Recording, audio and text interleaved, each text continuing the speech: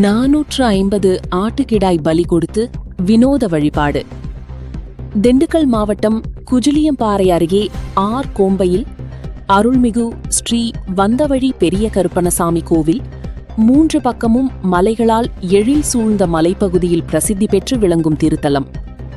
இந்த கோவிலை ஆர் கோம்பையைச் சுற்றியுள்ள 10 ஊர் மக்கள் வழிபாடு செய்வதோடு கோயில் நிர்வாகத்தை கவனித்து வருகின்றனர்.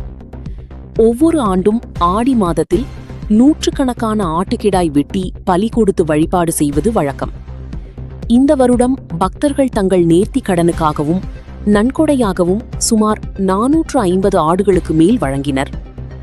நேற்று நள்ளிரவில் கருப்பசாமிக்கு பொங்கல் வைத்து அனைத்து ஆடுகளையும் கருப்பசாமிக்கு பலி கொடுத்து வழிபாடு முடிந்தவுடன் அங்கேயே சமைத்து கோவிலுக்கு வரும் பக்தர்களுக்கு அருள் பிரசாதமாக வழங்கப்படுகிறது.